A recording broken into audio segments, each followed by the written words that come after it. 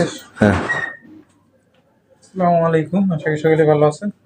তো আজকের একটা বিষয়, ফ্রিজের যদি শীতের সময় গ্যাস চাষ করার সময় শকিং করে, ওই ক্ষেত্রে যে কাজটা করতে পারেন, এই দেখেন এখানে আমি একটু গরম পানি দিয়েছিলাম, দিয়ে ভিতরে যে বরফটা ছিল ওটাকে কাটিয়ে নিয়েছি। ভিতরে বরফটা কাটিয়ে নিয়ে পরবর্তীতে আমি ফ্রিজটা কিন্তু অফ করে নিতে হবে। ফ্রিজটা অফ করে নিয়ে এখন এই দেখেন এখানে আমাদের স্টেনারটা প্রচুর ঠান্ডা, গ্যাস প্রেশারও বেড়ে গেছে। এখন আমরা যদি ফ্রিজটা চালু করি, তবে এম্পিয়ারটা একটু দেখাই,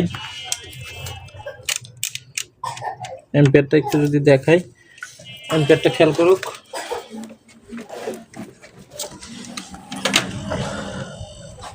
এম্পিয়ারটা 7, অর্থাৎ এম্পিয়ারটা এখন আস্তে আস্তে একটু কমবে। এই যে বিষয়টা, আপনারা শীতের সময় এসির ফ্রিজের গ্যাস চাষ করা খুবই টাফ।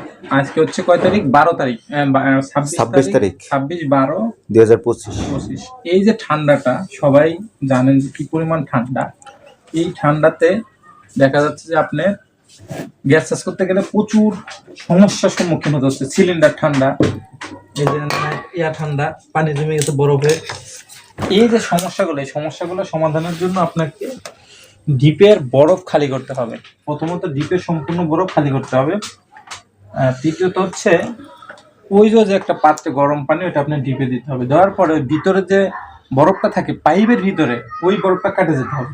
কাটার পরে যে আপনি গ্যাস ঢুকাইলে সেই সময় গ্যাসটা সঠিকভাবে যাবে। যখন বডি গরম হচ্ছে, সব ঠিক আছে। বডি গরম হচ্ছে না? মাত্র দেখেন 1 মিনিট হয়েছে আমরা চালাচ্ছি, কিন্তু গরম চলে আসছে। এই যে কারণ কি, ভিতরে আমার এখন আর কোনো বরফ নাই, গ্যাসটা ভিতরে থাকতে পারতেছে না, ভিতরের গ্যাসটা চলে আসতেছে, যে কারণে এখন আমার সিস্টেমে গরম হয়ে যাবে এবং আর চকিং করবে না। এই যে বিষয়টা, এর জন্য এই জিনিসটা খুবই গুরুত্বপূর্ণ। আমি এটা মেসেজ দিলাম যে এই জন্যই অনেকেই নতুন কাজ করতেছেন, দেখা যাচ্ছে যে গ্যাস দিচ্ছে না, শুধু যাচ্ছে। ওই ক্ষেত্রে ডিপের ভিতর সব মাল বের করে গরম পানিটা ডিপে দিতে হবে। আপনি বুঝছেন? জি অবশ্যই বুঝতে পারছি। যেহেতু কাজ শিখতেছেন, এগুলো জানতে হবে। না জানলে পরবর্তী কাজে গেলে, স্পটে গেলে সমস্যা করবে। স্পটে গেলে আগে কখনো এরকম কাজ করা দেখছেন? না। কি আজ করলাম কেন? তবে এই দেখেন, এই যে আজকে করলাম এই জন্যই ভিতরে প্রচুর বরফ ছিল। ধরেন এটা কিন্তু অনেক বড় কিছু না, কিন্তু যে ছোটখাটো জিনিস জানার বিষয়, না জানলে আপনি হয়তো সমস্যাটা ধরতেই পারবেন না। কিন্তু এখন আমার বডিটা কিন্তু পুরো হিট চলে আসছে। এই জন্য দেখা যাচ্ছে আমরা কিন্তু প্রথমে গ্যাস দিচ্ছি, খালি গ্যাস যাচ্ছে, গ্যাস যেতে কোনো হিটিং আসতেছিল না, কিন্তু কোনো ব্লক ছিল না। কিন্তু লাইনের মধ্যেও কোনো ব্লক নাই না, কিন্তু এম্পিয়ারটা বাড়ে আবার একটু কমে।